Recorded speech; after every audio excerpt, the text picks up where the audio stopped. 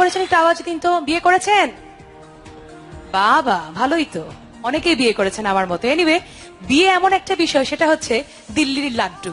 যিনি খান তিনিও পচতান, যিনি খান না তিনিও পচতান। আমরা খেয়ে পচতাবো, সেটাই ভালো।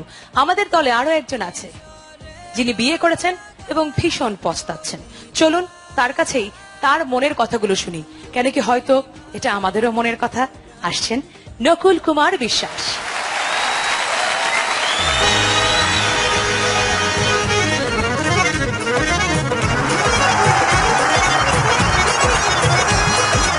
প্রিয় দর্শক, বিয়ের আগে প্রেমিকাকে দেখে সব প্রেমিকেরই গাইতে ইচ্ছে হয়, আমারও পরানো যাহা চায় তুমি তাই, তুমি তাই গো। কিন্তু বিয়ের পরে এই সুর পাল্টে যায়, তখন কারো কারো গাইতে ইচ্ছে হয় রবীন্দ্রনাথের সেই গানটি, আমি জেনে শুনে বিষ করেছি পান। তবে বলে রাখছি, এখানে যারা নারী দর্শক রয়েছেন আপনারা মাইন্ড করবেন না প্লিজ, কারণ আমি সবাইকে বলছি না। মেয়েরা দুই ধরনের হয়, কেউ কেউ স্বামীর সংসারে গিয়ে ফুল ফুটায়, আবার কেউ কেউ স্বামীর সংসারে এসে হুল ফুটায়। এই হুল ফুটানো স্ত্রীদের নিয়েই লিখেছি।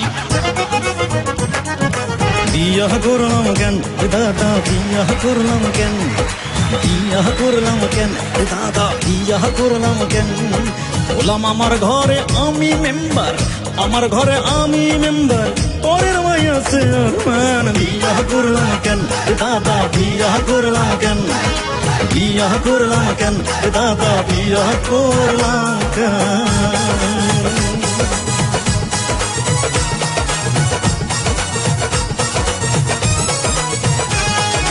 স্ত্রীর কাছে কাজের যত কৈফিয়ত দিতে হয়, স্কুলের হেডমাস্টার, কলেজের প্রিন্সিপাল, অফিসের বসের কাছেও এত কৈফিয়ত দিতে হয় না।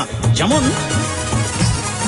তাড়াতাড়ি গেলে কেন, দেরি করে এলে কেন, তাড়াতাড়ি গেলে কেন, দেরি করে এলে কেন, মুখখানা কালি কেন, পকেটটা খালি কেন, মুখখানা কালি কেন, পকেটটা খালি কেন, বিয়েটা করলে কেন, সংসার করলে কেন, চিন্তাটা আগে করলে না কেন। কি বলে গেল?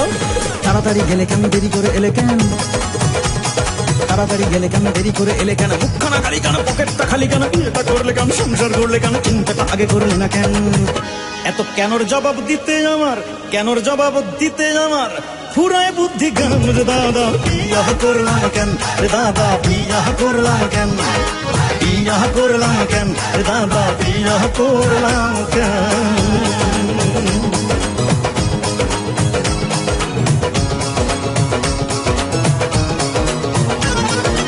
যারা এখনো বিয়ে করনি হাত দুটো তোলো তো ভাই। বাহ বাহ বাহ বাহ, প্রবাসী অনেক ব্যাচেলার বন্ধু। হ্যাঁ, তোমাদেরকে বলছি, বন্ধুরা যা কিছু করতে চাও বিয়ের আগে করে নাও, বিয়ের পরে কিচ্ছু করা সম্ভব নয়। ধরো বিয়ের পরে তুমি গায়ক হতে চাইছো, হ্যাঁ, সকালবেলা ঘুম থেকে উঠে তানপুরা বা হারমোনিয়াম নিয়ে ঠিক এইভাবে ভৈরবীর আগে কণ্ঠ সাধনায় মত্ত রয়েছো। মামা মামা মারে, মামা মারে, মামা মারে, মামা গাধা গাধা, মামা গাধা, মামা মামা গাধা, মামা রে মামা রে মারে, মামা মামা রে মারে, মামা রে মারে,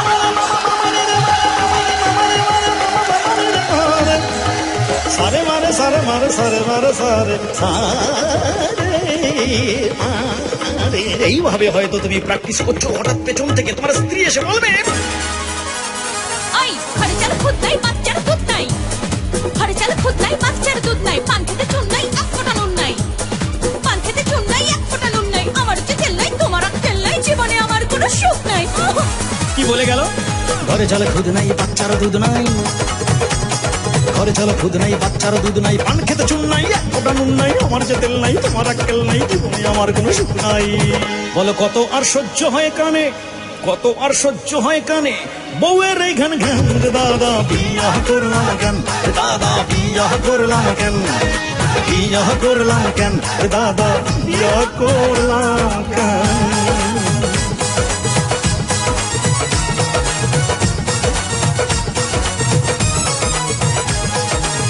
এরপরে রয়েছে হাজারো রকমের বায়না, যেমন